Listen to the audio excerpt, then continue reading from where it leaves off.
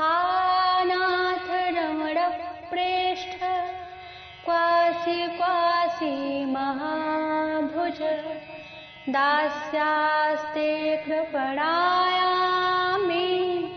सखे दर्शय सन्निधिम। आप सा दयालु कौन होगा। अक्रूर जी महाराज जब नंद बाबा, यशोदा मैया, सभी लोग सब कार्यों से निवृत्त होकर बैठे तो सबने अक्रूर जी से पूछा। नंद बाबा पूछते हैं कि वहाँ मथुरा के कारागृह में वसुदेव जी प्रेम से तो है ना, कोई कष्ट तो नहीं है। अक्रूर जी कहते हैं कि जो कारागृह में हो, बंदी बनकर रहा हो, उसको क्या आनंद। प्रतिपल प्रतिक्षण कंस उन्हें घोर यातनाएं देता है। कृष्ण की तरफ मुख कर कर बोले, लाला अब आपको श्री धाम वृंदावन से मथुरा चलना है। मन ही मन कहते हैं भगवान जिस लिए आपका अवतार हुआ है उस कार्य की पूर्ति अब आपको करनी है। मैं आपको लेने के लिए आया हूँ। कृष्ण भगवान ने कहा कि मेरे माता पिता उस दुष्ट कंस के हाथों बड़ा दुख पा रहे हैं, मुझे तो चलना ही होगा, पर आप एक बार नंद बाबा, यशोदा मैया और समस्त ब्रजवासियों से विदा ले लें।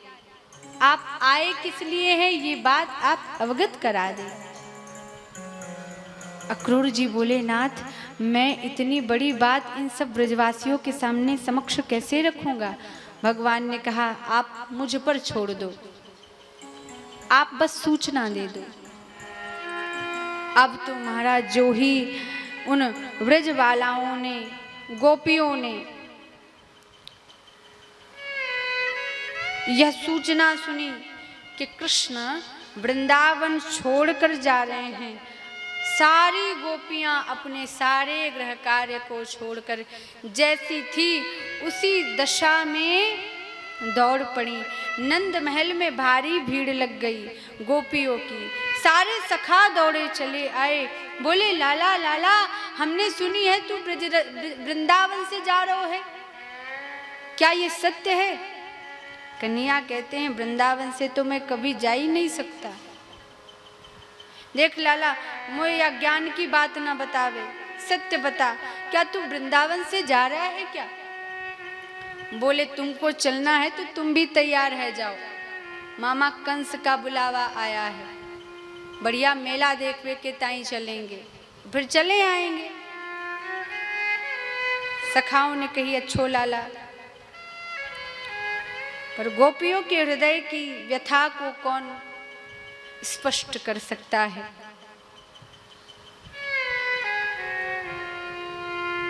एक गोपी बोली लाला क्या सचमुच चले जाओगे। कन्हैया कहते हैं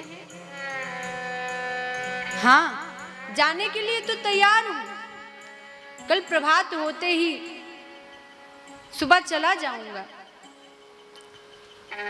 कहते हैं श्री सुखदेव जी रात भर गोपियां सोई नहीं, वही नंद महल में खड़ी रहीं। एक टक विचार करती हैं कि आज निहार लूं, अब समय मिले न मिले। अपने पैर के नख से धरती को कुरेद रही हैं, दृष्टि नीचे की ओर है, भाव दशा में डूबी हैं कि अब हमारा क्या होगा। अब वह मधुर मीठी तान कौन सुनाएगा, अब मुरली कौन सुनाएगा, अब हमारे हाथों से छीन कर माखन कौन खाएगा, अब हमारे दधी को लूटने कौन आएगा, अब किसके लिए हम माखन निकालेंगे।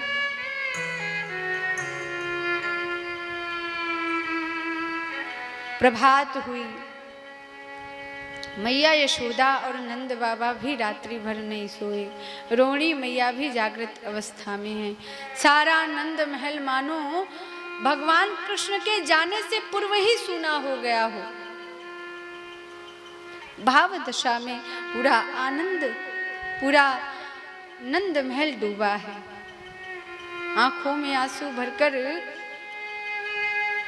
चंद्रावली ने पूछा, लाला क्या सचमुच चले जाओगे? हाँ, जाने के लिए तैयार हूं।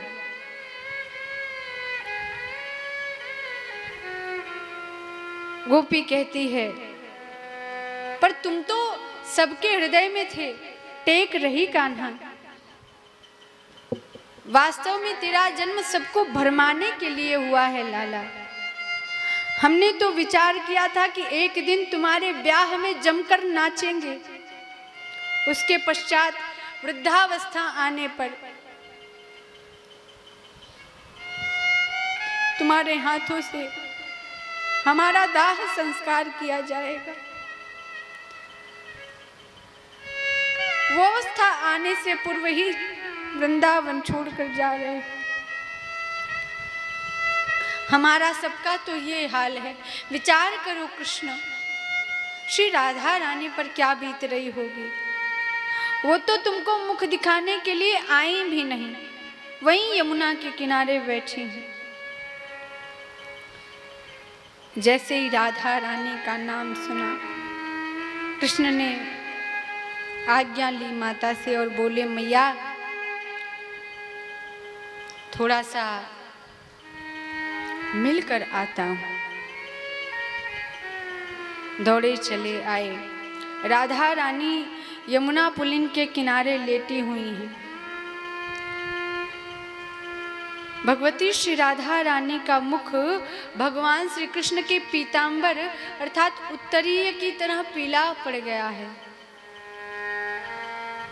कृष्ण ने कहा कि अब वृंदावन से विदा लेने का समय आ गया। राधा रानी कहती हैं कि तुम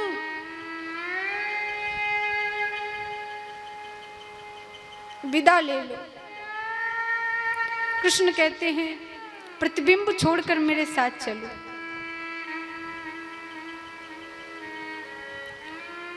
जैसे त्रेता युग में भगवती श्री सीता मैया को, जो वास्तविक सीता थी, उनको अग्नि में श्री ठाकुर जी ने सौंप कर अग्निदेव को और प्रतिबिंब लेकर सारी क्रीड़ा, सारी लीला, राक्षस इत्यादि को मारने की लीला की थी, ऐसे ही चलो श्री राधे। राधा रानी कहती हैं, कृष्ण मैं अपने वृंदावन को छोड़कर कहीं नहीं जाऊंगी। तुम पिता हो, परम पिता परमात्मा हो, तुम पिता हो, वृंदावन को छोड़कर चले जाओ, पर पिता के जाने के बाद इन बालकों के लिए केवल एक मां का आश्रय बचेगा। मैं मां की भांति इनका पालन पोषण करूंगी। श्रीधाम वृंदावन से मैं नहीं जाऊंगी। कृष्ण कहते हैं, प्यारी इस दिव्य लीला में भले मैं जा रहा हूं, पर सदैव जहां राधा है श्री कृष्ण वहां। मुझसे प्रथम तुम्हारा स्मरण होगा, मुझसे प्रथम तुम्हारा नाम लिया जाएगा। बिना तुम्हारे नाम के आश्रय के बिना जीवात्मा मुझे पा जाए थोड़ा कठिन रहेगा।